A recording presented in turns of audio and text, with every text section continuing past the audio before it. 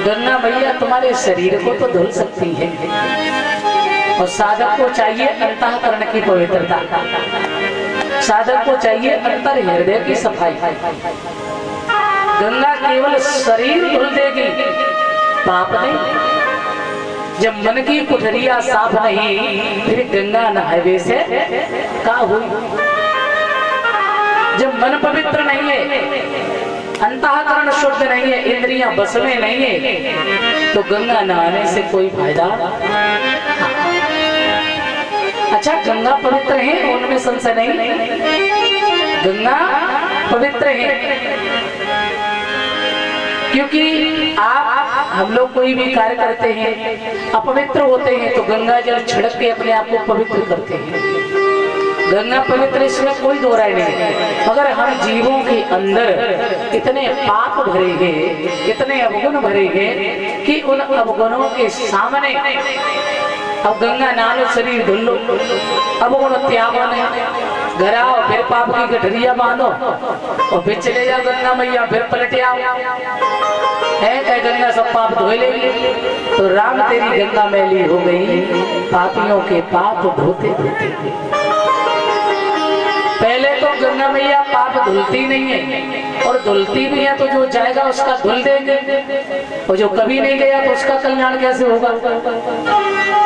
तो समझने की बात ये है, गंगा पवित्र है और गंगा पाप नहीं। आप जब तक अपने कर्म को नहीं संभालेंगे, कर्म को नहीं शुद्ध बनाएंगे, अपने अंतर हृदय को ठीक नहीं करेंगे, तब तक गंगा भी कल्याण नहीं कर सकती है। सबसे बड़ी बात है, आप अपने मन को परमात्मा के चरणों में लगाएं, अपने मन को पवित्र करें, हर श्वास में हरि का चिंतन करें, आपका कल्याण अवश्य होगा। मन का तार परमात्मा से जोड़ दो। ये मन रूपी रस्सी यदि संसार में बंधी रही तो परमात्मा बहुत दूर है। इसलिए इस मन रूपी रस्सी को खूंटा में जो बंधी है ना, ममता रूपी खूंटे में, क्रोध काम शब्द जो बेकार लगे हैं ना, तो इनसे उस रस्सी को खोलो और भगवान के चरणों में ले चलो। भाई परीक्षित जी कथा सुन रहे हैं ना, सुखदेव जी यही कहते हैं, परीक्षित मन का तार मत तोड़ देना, बिल्कुल एकाग्र होकर के कथा श्रवण करना।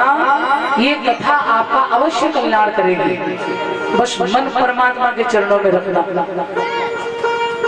तो प्यारे सज्जनों, बस एक गंगा वो है, वो एक गंगा ये है सत्संग रूपी गंगा।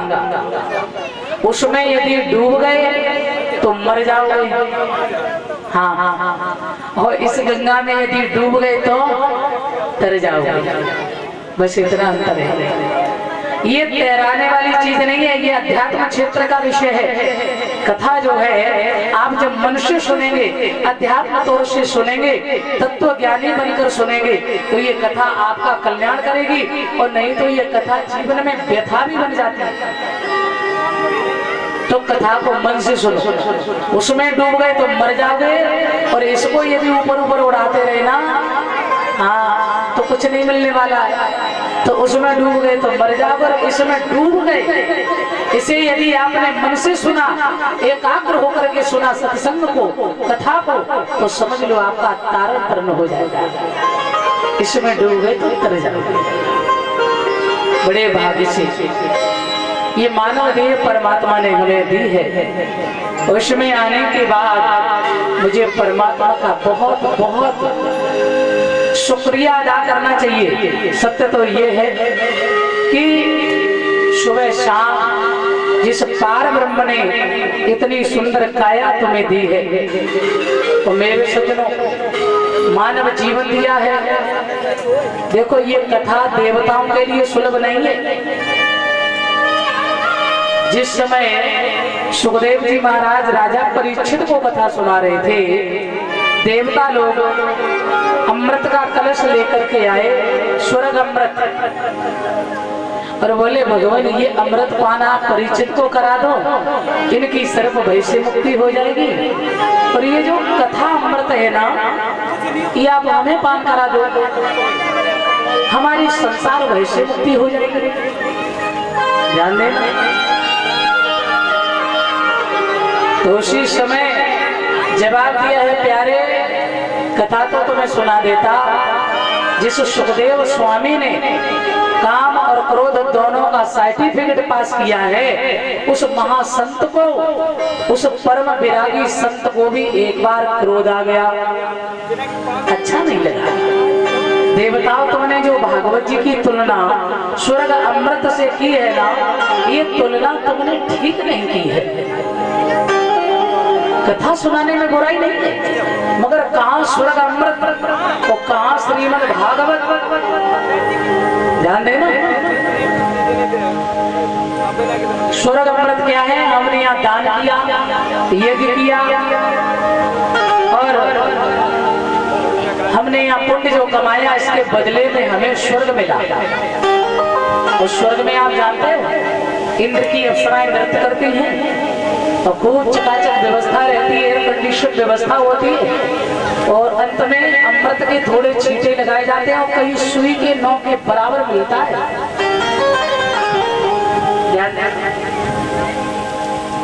और जैसे ही आपका पुण्य नष्ट हुआ तो एक लाल फर्रा लेकर के भगवान का पार्षद आया। उसने कहा, अजी फला नाम का व्यक्ति कौन सा है? हाजी मैं हूँ, कहिए क्या हुआ? तो बोले, अब आप अच्छा ये बताइए, ये इतने 1000 कुंडी की यज्ञ आपने की?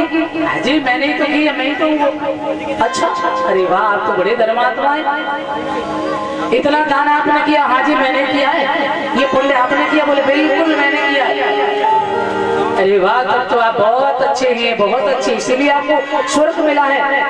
परंतु एक बात का ध्यान रखना, अब आपको न केवल 3 ही दिन और रहना, तो जो माँ खा खा के एयर कंडीशन व्यवस्था में खा खा के लाल लाल गाल टमाटर जैसे हुए थे ना, और जैसे इतना कहा कि बस 3 ही दिन रहना है, एकदम से पीले पड़ने लगे टपका की तरह। अजी क्यों, ऐसा क्यों होगा? तो कहने लगे, मैंने इतना दान किया, मैंने इतने यज्ञ किए, ये किया, धर्म किया, दान किया। हाँ हाँ, तो उसी के बदले तो आप आराम ना फरमा रहे हो स्वर्ग में, खामे खाम थोड़े। अब आपका पुण्य नष्ट हो गया है, अब आप पुण्य जाओ और पुण्य पुण्य कमाओ और फिर स्वर्ग में आओ। पुनरपि जननम पुनरपि मरणम पुनरपि जननी जठरे शयनम। ये बार बार आना, बार बार जाना, ये क्या है? बोले ये है स्वर्ग अमृत। बार बार मातृ गर्भ में आना, बार बार जन्म लेना और फिर आना, ये आने जाने का जो चक्र है ना, यही है स्वर्ग अमृत। अजी भागवत जी से तुलना आपने कर दी है।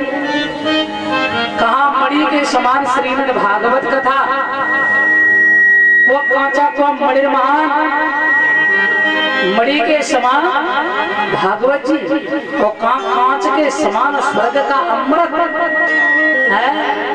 अरे देवता, ये कोई पोथी नहीं है, ये किताब नहीं है, तेरे वांग्मयी मूर्ति प्रत्यक्षता वर्तते। अरे ये तो मेरे गोविंद का वांग्मय स्वरूप है, ये साक्षात मेरे गोविंद है। और जो कथा प्रांगण में आकर के ये भाव लेकर आता है कि यहाँ तो श्री धाम वृंदावन है, क्योंकि जहाँ हमारे 33 कोट देवी देवता विराजमान है, जहाँ मेरे ठाकुर जी विराजमान है, वो तो साक्षात वृंदावन धाम है। जहाँ भगवान के भक्त हैं वहाँ भक्ति है, और जहाँ भक्ति है वही भगवान रहते हैं। और ऐसा भाव लेकर जो कथा सुनते हैं ना, तो उनका सच में कल्याण होता है। हाँ, भाव से कथा सुनो, मन से सुनो कि यहाँ गोविंद विराजमान है, यहाँ मेरे प्रभु विराजमान है, ऐसे कथा सुननी चाहिए। और जो लोग केवल इसको रंगमंच समझते हैं, तो कुछ लोग सोचते हैं अरे अच्छा हुआ, चलो कथा चल रही है, टाइम तो पास हो रहा हो 2-4-6 दिनों को, हाँ बढ़िया खा पी के आएंगे और यहाँ कथा में अपना टाइम पास करेंगे, है हालांकि यहाँ वैसे मुझे अच्छा लगा है, यहाँ जितने भी लोग आते हैं, हमारे बूढ़े बुजुर्ग, संत महापुरुष, हमारे पिता तुल्य बुजुर्ग और माता बहनें, आप सब लोग सच में बड़ाई के योग्य हैं। आप लोगों ने बड़े मन से यहाँ कथा को सुना है, किसी को टोकने की आवश्यकता नहीं पड़ी। अच्छा है भीड़ कम सही, मगर अच्छे तो भीड़ कम सही, लेकिन जितने हो उतने मनते तो सुन रहे तो हमें अच्छा लगा। हाँ, क्योंकि ज्यादा भीड़ और भीड़ हमेशा भाड़ने ले जाती है इंसान। सच बता रहे आप। अब कथा में हालांकि बड़ी भीड़ होती है हमारी, ऐसी बात नहीं है, लेकिन हमें तब अच्छा लगता है जब उसमें श्रोता हो, जो फालतू के ना सुने ना पड़ोसी सुनने दे, तो ऐसे श्रोतने की जरूरत है। हाँ, मन से सुनिए, क्योंकि ये सौभाग्य देवताओं को प्राप्त नहीं होता है, जो सौभाग्य आप सबको प्राप्त हुआ है ये पता नहीं जीवन पुनः मिला ना मिला, तो जो मिला है इसमें भजन करते चलो। जीवन में पता नहीं कब कौन सी श्वास आखिरी हो जाए और कब चलना पड़ जाए, इस संसार से कब विदा लेनी पड़ जाए प्यारे। इसलिए चलते फिरते इस समय का सदुपयोग करते चलो, श्वासों का सदुपयोग करते चलो।